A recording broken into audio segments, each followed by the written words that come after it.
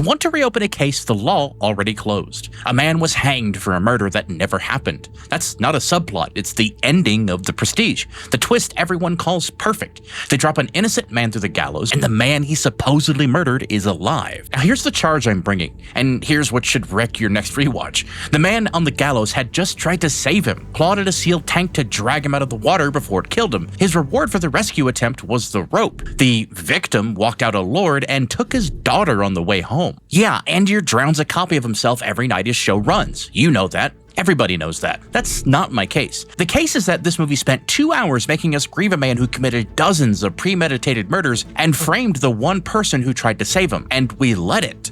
Angier says it out loud near the end. He's talking about his own dead doubles when he says it. No one cares about the man in the box. That's not a line about magic. It's the disposability doctrine the whole crime runs on. And the bet the movie made about you, are you watching closely, was never about the trick. It was about whether you'd notice who you were rooting for. This channel is about the story a film is actually telling underneath the one it's selling you. So let's prosecute this one. Exhibits, witnesses, the works, and this time, count the bodies.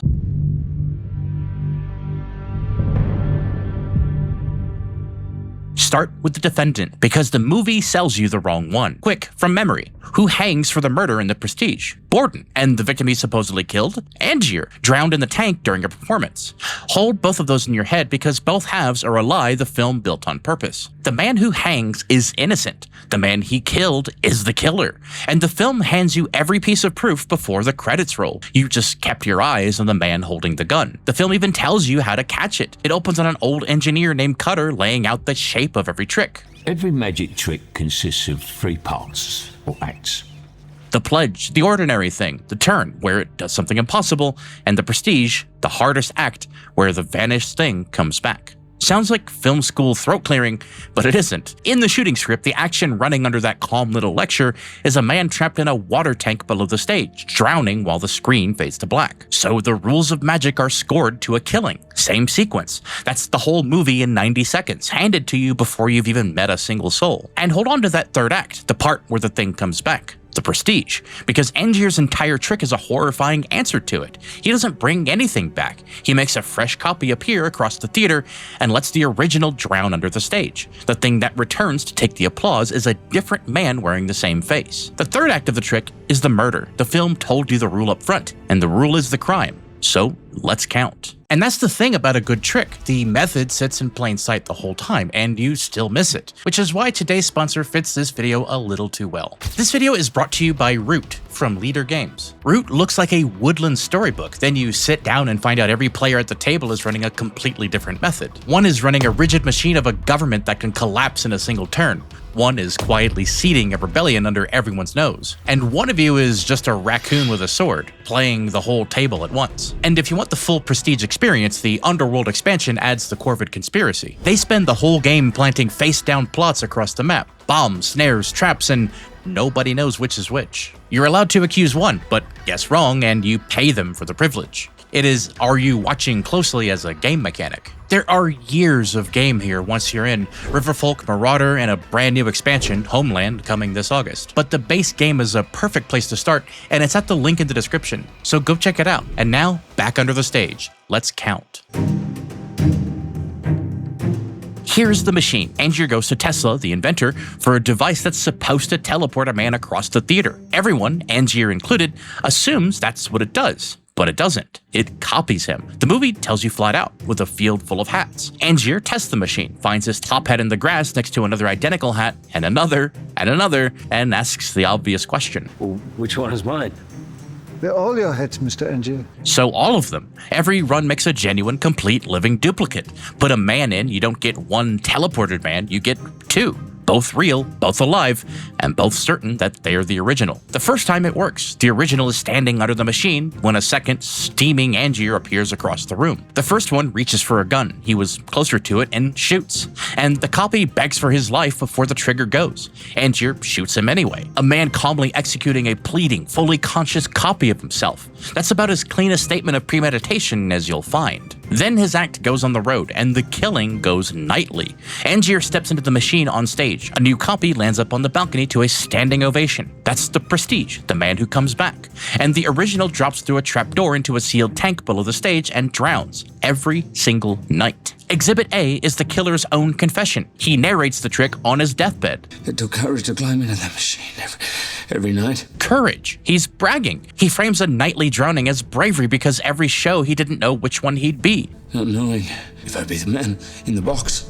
The one out front collecting applause or the one in the box, the tank. And the film cuts under the stage while he talks, to the box he means. Two things fall out of that confession and both are load-bearing. First, the machine makes two whole men, each sure he's real. And second, which one you turn out to be is a coin flip. He says so himself. There's no safe original strolling off clean every night while a shell drains in the basement.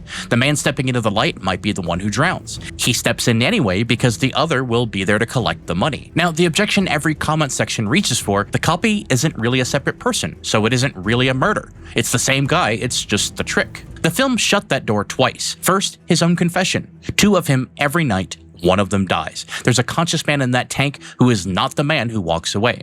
You don't decriminalize a killing by noting the victim shares your DNA. No, wait, on this! Two bodies, two wills to live, one of them deliberately drowned for money and applause. By any definition that survives daylight, that's murder. The premeditated, repeated kind, dressed up as a magic trick so the room claps. Second, the comfortable lie that the drowning was painless gets retracted on screen by the one man who'd know.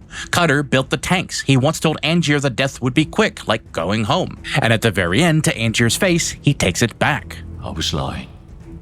He said it was agony. Every night, by design. The one merciful out that maybe it was quick or maybe it didn't hurt, the film takes off the table. In the words of a man who poured the concrete, a conscious man drowning in agony narrated by his own killer as an act of courage. There's a word for that, and it isn't illusion. So that's the body count. Dozens, and it's only half of what he did. Here's the part the film made very sure you'd remember backwards. Angier doesn't only kill himself over and over, he kills somebody else too, and he uses the law to do it.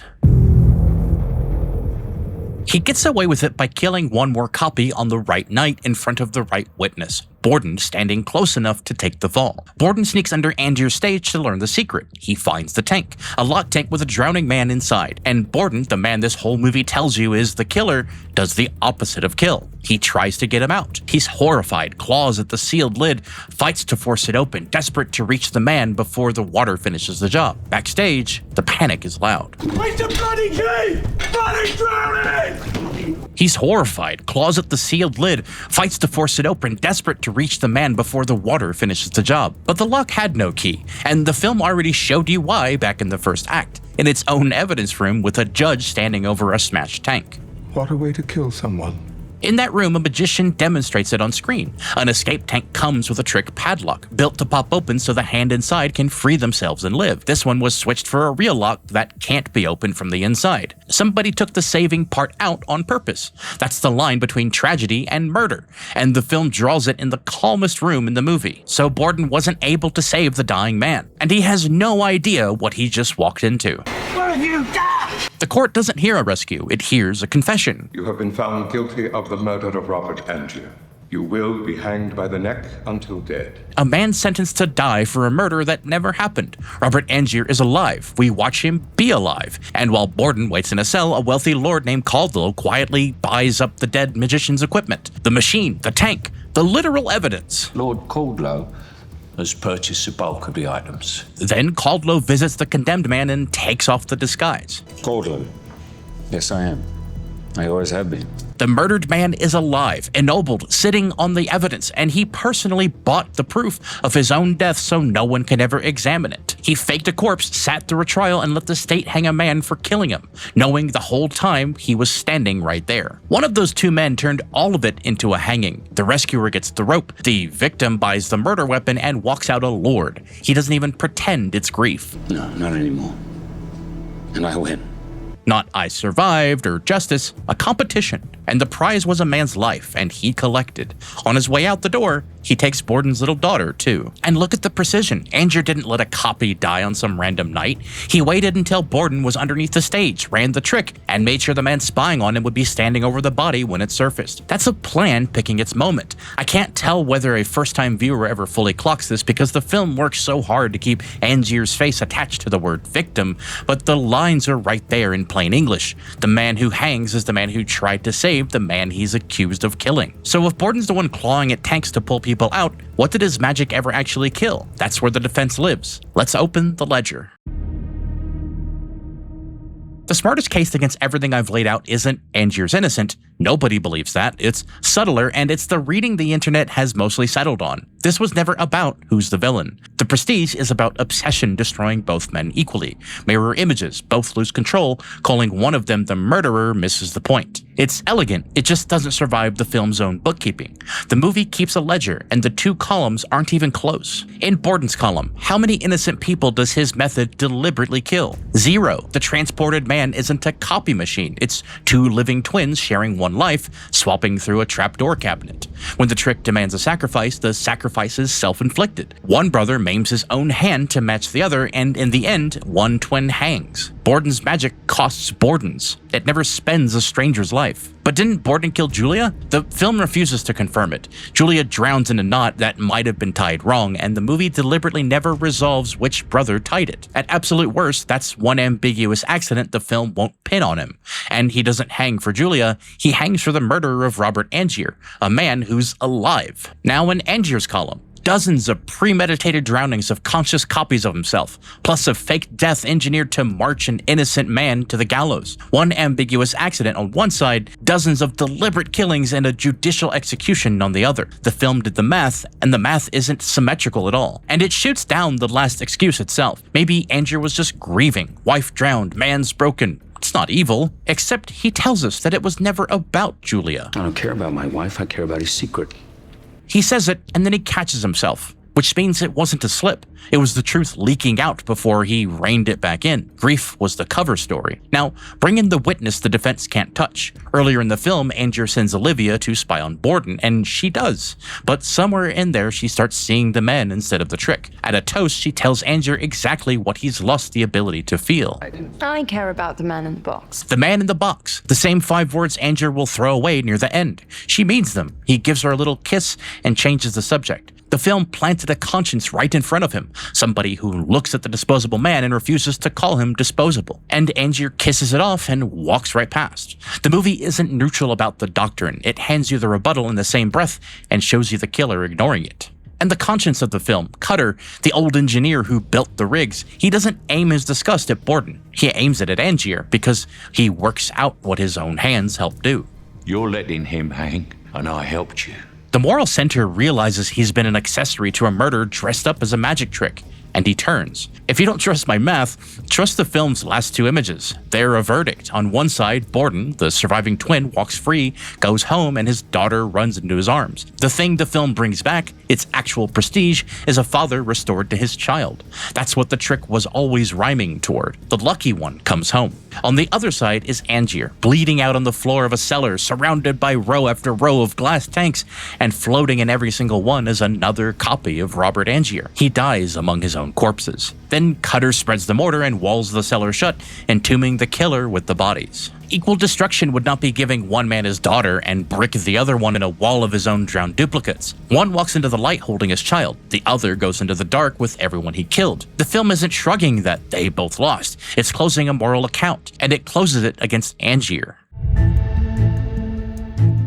So strip the disguise off. The Prestige isn't a tragedy about 2 equally broken men. It's the story of a serial killer who drowned dozens of conscious copies of himself for applause, then framed the one person who tried to save him and brought the evidence to make sure he'd hang. And once you see it, the next watch is a different film. Every minute it spends making you grieve Robert Angier is the trick working on you. Are You Watching Closely stops being a cool opening line and becomes a confession of method. That's the genius of it. And I want to be clear, it's just my interpretation. It's not a claim that the filmmaker secretly made an evil movie. Most Most twist films cheat you, hide a card up the sleeve, flip it at the end so you feel clever for not guessing. This one does the opposite. It puts the cards on the table, face up, in the first 4 minutes. The rule, the drowning, the dead body, the dare, and bets you'll refuse to look at it. The twist isn't that the movie fooled you, it's that you fooled yourself, and it knew you would. It even changes the argument the movie's making about obsession. That clean symmetry everyone repeats, both obsessed, both ruined, awash, is the lie. Borden's obsession eats Borden, his own life, his brother, his marriage. Angier's eats everyone else. Dozens of strangers wearing his face, an innocent father, a little girl's whole world. One man turned his obsession inward, and one man pointed it at the room. The film isn't saying obsession is dangerous, it's saying there are two kinds, and it spends 2 hours hoping you wouldn't notice which one you've been mourning. And Angier's last excuse, dying, is that he did it for the look on the audience faces. It was the look on their faces. He smiles when he says it, not haunted or sorry, and the audience he means is us. He blames the body count on the people who wanted the show. He told us at the start that nobody cares about the man in the box, and that he bet 2 hours of grief that he was right about you. The man in the box was conscious every single time. The film gave you a witness who cared about him. You just watched the other guy. So, the next time someone calls for The Prestige, a perfect tragedy about two ruined rivals, ask them who came home with his daughter and who got bricked into a wall of his own corpses. The film already returned a verdict. It just dressed it up as a magic trick and waited to see if you'd clap. And thank you so much for watching. If you want more films pulled apart like this, just subscribe. And tell me in the comments, first watch, did you mourn Angier? Be honest, the whole case was built on the bet that you would. Now, the end screen doesn't take sides, but YouTube's pretty sure it's bringing something back for you, so go check it out.